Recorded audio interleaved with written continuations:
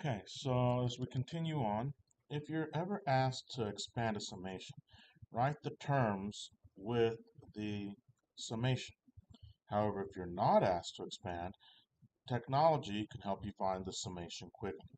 So for example, if you are asked to use a graphic display calculator, also you can call it a GDC, to evaluate each summation to 3 decimal places, we could come over to our calculator and make that work.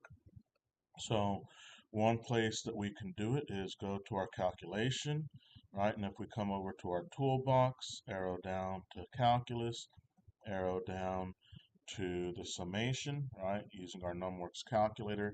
And the first one is a summation from 0 to 500, and we have a fraction, and it's going to be 8 all over parentheses, right, and I have 4, my counter, plus 1, right, and then parentheses for the counter plus 3. Alright, so I have everything that matches up. I can press enter, and to 3 decimal places, this would be equal to 3.140. And let's go ahead and use the approximate symbol because that's not an exact value. Alright, if we wanted to find the next summation, once again, go to the toolbox, right? Go to calculus, arrow down if I'm not already in that area for my summation. The counter here happens to start at 0 and go to 500, right? And notice that I have a 4 out in the front, so let me go ahead and have the 4 out in front that'll be multiplied to everything. I have a fraction again, so let me make my fraction. In the numerator, I've got -1 raised to my counter, and in the denominator I have 2 times my counter plus 1. So I notice that for this one, my summation will be approximately 3.144. By chance, these two give a similar answer for the first 500 terms, and both of these are actually approximations for pi. Okay, so let's talk about the summation notation in more detail, right? This summation, we have the big looking E thing that's really the Greek letter sigma. Right underneath, we have the index of the summation, the I, and we also have what's called the lower limit of the summation, the 1. Right on top, we have the upper limit of the summation. And so this would be a finite summation because we have a specific number of terms that's going from term 1 all the way to term n. So how could we write this series using summation notation? So we need to first, use that sigma. Okay, I can set up to have my counter. My counter doesn't have to be an I. I can use a counter of k. Common is to start a counter at 1, but also can be starting a counter at 0. My upper limit, well, I need to figure out what my pattern is, and it seems to be that I have a 3 in the numerator always, and if I look at the denominators, these look to be perfect squares, so I have 3 over n squared, and 121 is 11 squared, so I'm going to have the summation from 1 to 11 of, and here's what's important for us. Notice that this is a k, which means that my counter needs to match. So I have 3 over k squared. That's a very important piece. Okay, so that's sigma notation or summation notation. For this next piece, number 8, for this series, find the fourth partial sum and the total infinite sum.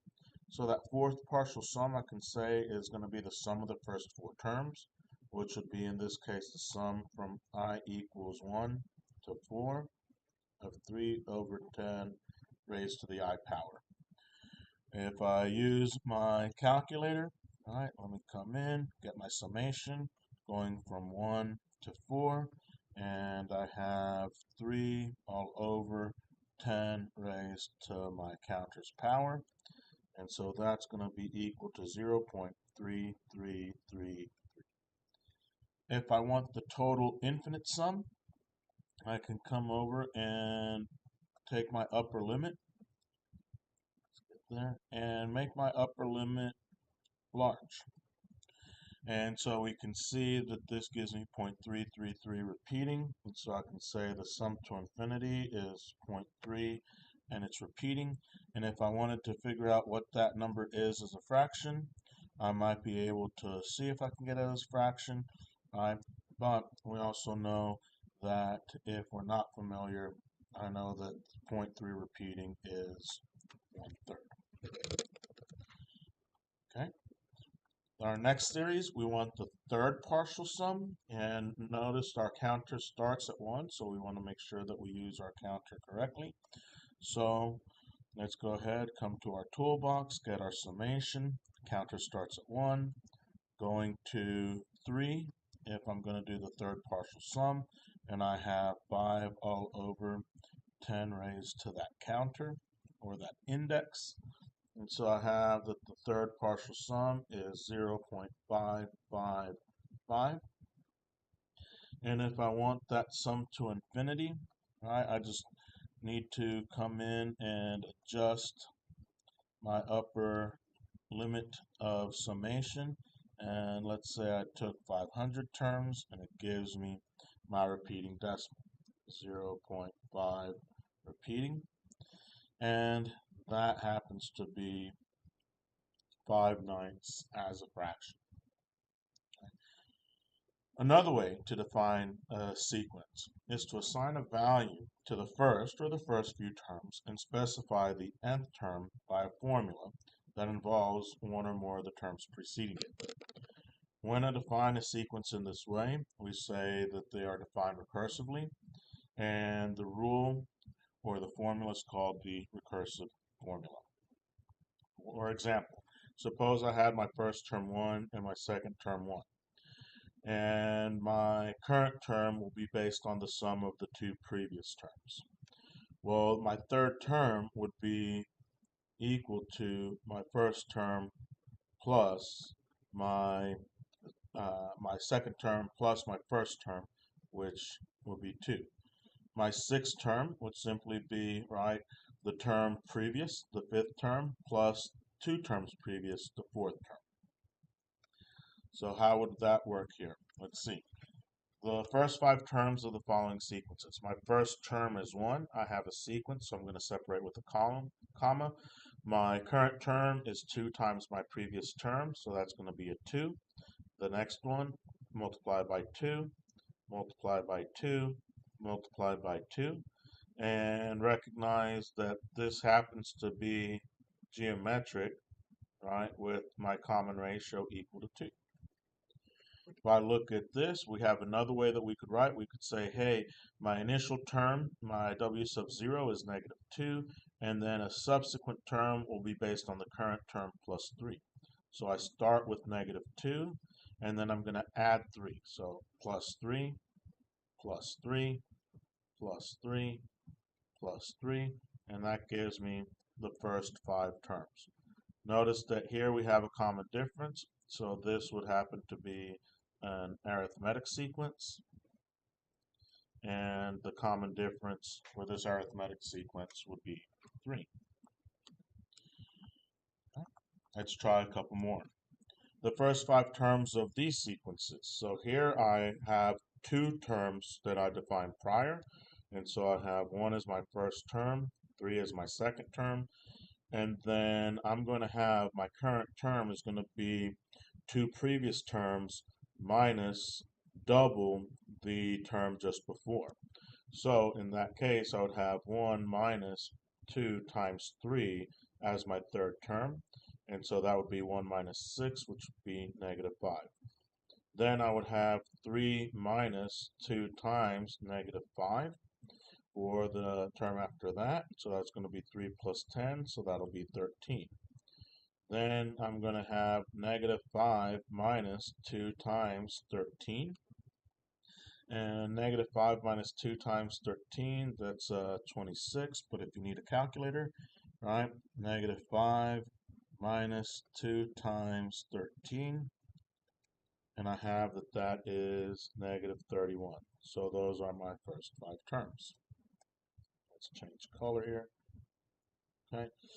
For this one, my first term is 5, my second term is 1, and my current term will be double 2 terms ago plus the term just before. So I'm going to have 2 times 5 plus 1, that's 11. Then I'm going to have 2 times 1 plus 11, that's going to be 13. Then I'm going to have 2 times 11 plus 13, that's 22. But if you need a calculator, that's fine. 2 times 11 plus 13, and that gives me 35. Okay? So what if I want the first 8 terms? And my first term is the same as my second term, and they're both 1. And then my current term is the sum of the 2 previous terms. So 1 plus 1, that's 2. 1 plus 2, that's 3. 2 plus 3, 3 plus 5, 5 plus 8.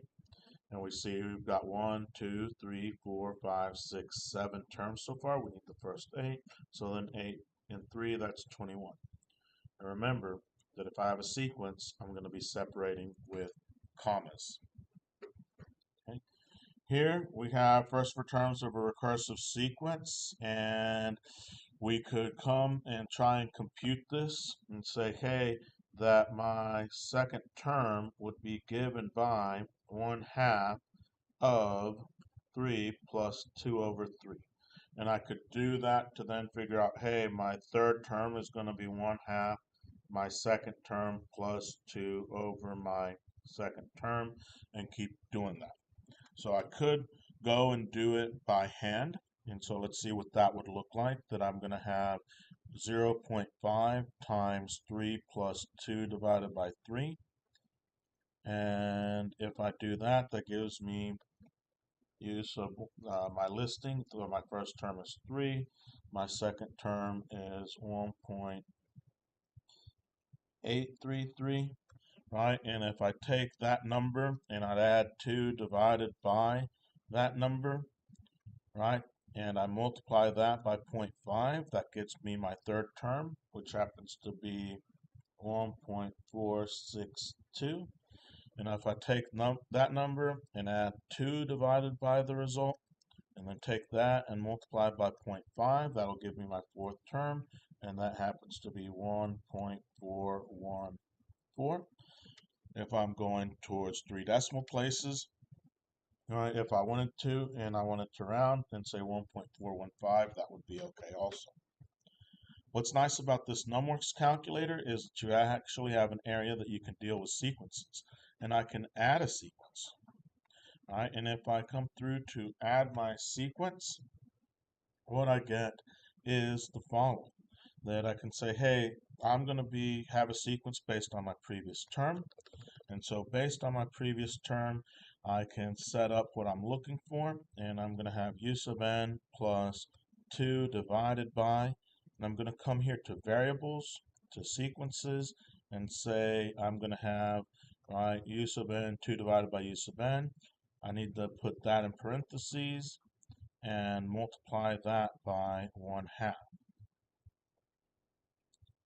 Alright, so I need to be careful about how I write that. So let's say multiplied by 0.5, and my first term happened to be 3. And if I come to display my values, notice that it gives me my first term 3, 1.833, 1.462, and it gives me all my subsequent terms. This problem from number 12 happens to be known as the Fibonacci sequence. And the one from number 13 happens to be called the Newton-Raphson method for approximating the square root of 2, where the square root of 2 is 1.414. Okay, so that's it for our lesson. I appreciate your time. Thank you very much.